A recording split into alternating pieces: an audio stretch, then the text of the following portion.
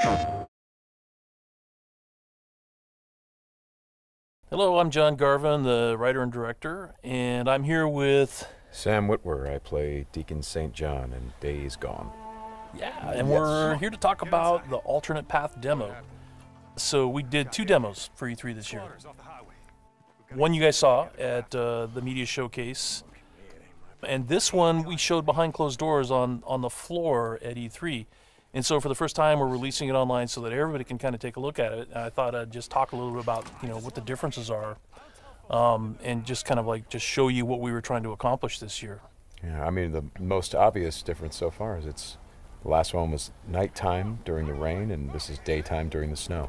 Yeah, and it's not just cosmetic, and I think that's one of the things we really wanted to emphasize, because this time we're showing sort of a day in the life of Deacon. You see he's on the drifter bike here. We wanted to show a little more of the bike riding and how the weather can kind of impact that. So we have this drifting mechanic, right? You see him kind of slipping and sliding around a little bit. Changes the handling of the bike. That's really interesting. Now, there were wolves there last time, John, and these wolves would pursue you down this road, and then Deacon had to turn his back, shoot a wolf, and he got clotheslined right up there, didn't he? Yeah, exactly. So this time you see that he wasn't being chased by the wolves. That's a dynamic event that can that can happen or not. It just depends on when you're playing the game. Interesting. And this time Deacon saw the ambush and he was able to avoid it. So he kind of comes up and around and behind them. So does weather impacts whether these creatures show up or not in daytime, nighttime, all that stuff? Yeah, absolutely. So especially the freakers, they come out, they're mostly nocturnal, but they will come out as the weather gets colder. They become stronger in the cold. Right. And so that will, again, kind of change up the way the game plays. That's very, very, I kind of love that you decided to do this as a demo to show 2 completely different iterations on the same exact mission in the game. Yes, exactly. So we wanted to have, the job is basically the same. Deacon hears that his buddy's in trouble, rides out to save his life. And, as you can see here, this is a completely different experience from what we showed in the first demo. In the first one, Deacon gets clotheslined, and it sounded very painful, by the way. Speaking of painful, okay, so the combat in this game is fairly brutal.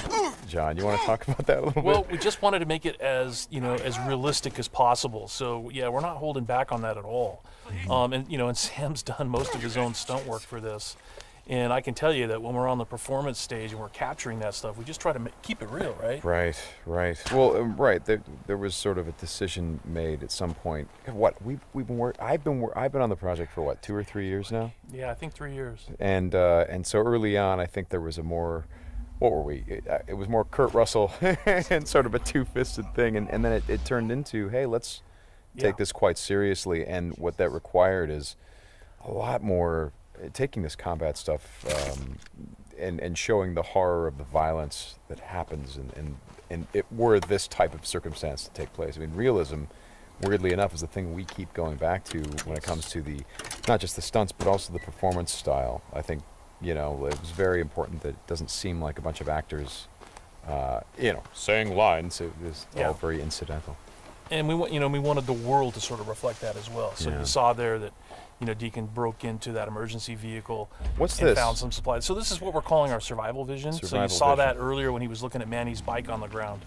And it's just kind of a way of seeing tracks in the world and sort of imagining what might have happened. And here I just wanted to point out that you're seeing in this part of the demo that there are freakers there. There weren't there before because it wasn't snowing. It was, and it was getting lighter out. It wasn't getting darker like it is.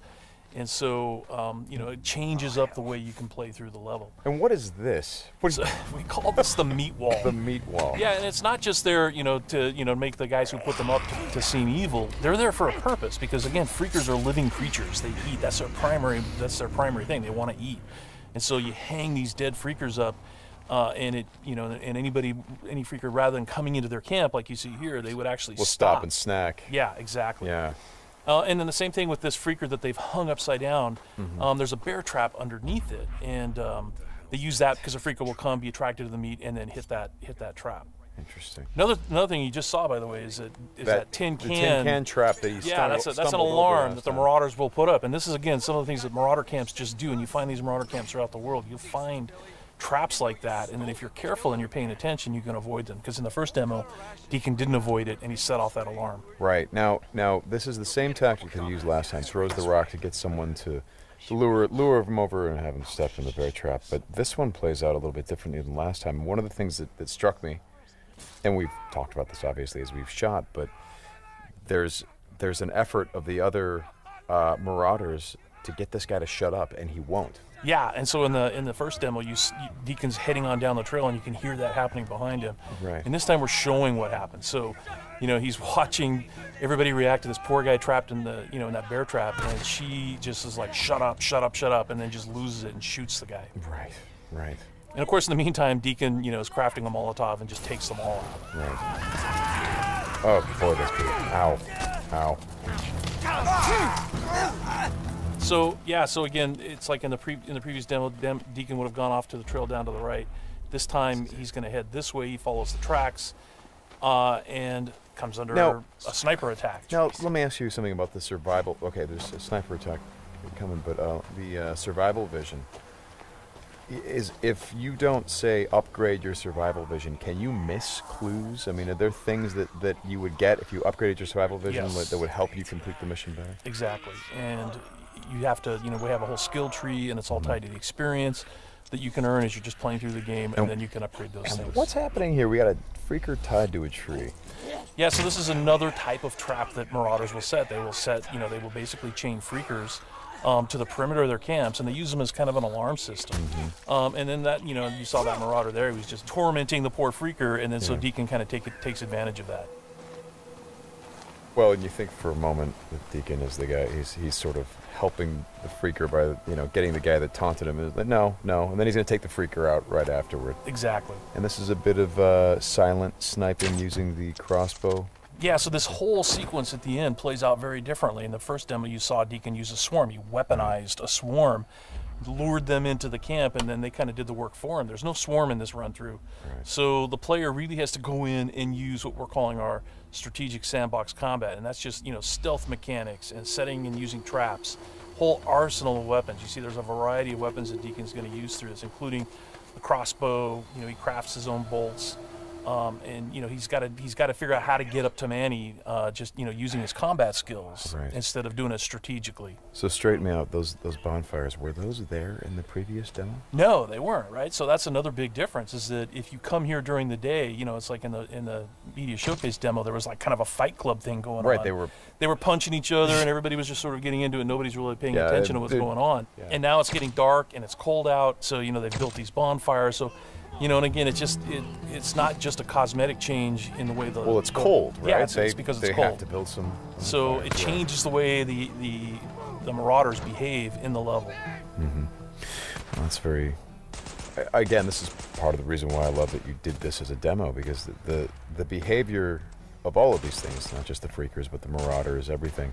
There's a logic to it. You can track why they're doing the things that they're doing.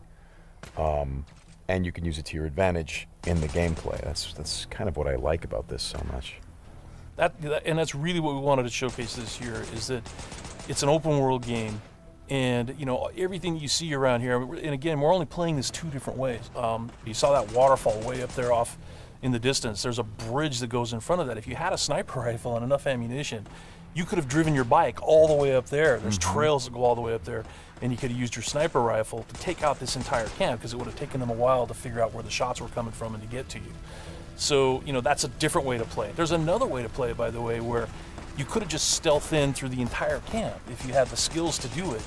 And you could have just taken everybody out silently, or almost everybody, and then you could have gotten up to where Manny's being held using a different route, and just stealth killed that guy. There's no reason that you have to come in and run and gun it like Deacon is doing here. Hey, how scarce is ammunition? Because I see him switching from a bunch of weapons, and when we saw this demo, when I came in and saw it at A3, one of the things that I really enjoyed was I was sitting next to you, and the driver was playing the game, and at some point I saw you shift in your chair and you leaned forward, and I heard you say, "Oh man, uh-oh." And I'm like, whoa, what's going on? He's like, he's going to get killed. I'm like, whoa, oh. And I leaned forward. I was like, oh, I guess there's some real danger. And one of the things was that he was running out of ammunition. And he was trying to go pick up ammo from the dead he was looking for Marauders. ammo, But but he was under fire. So when we were at E3, we had a whole team with us, and everybody played it slightly differently. So it just shows you that it's not scripted at all. Yeah. And then this Rager Bear. Oh yeah, boy. The infected bear. The infected bear. That's, yeah. That's not what you want to see.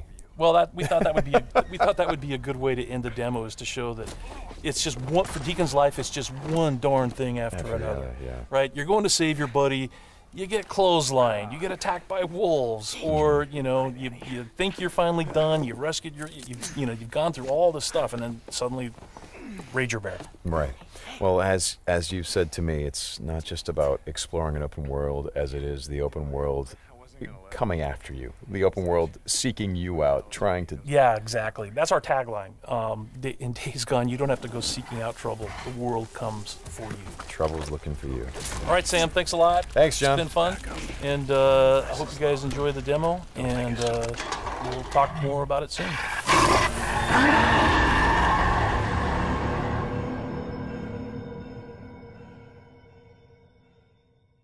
PlayStation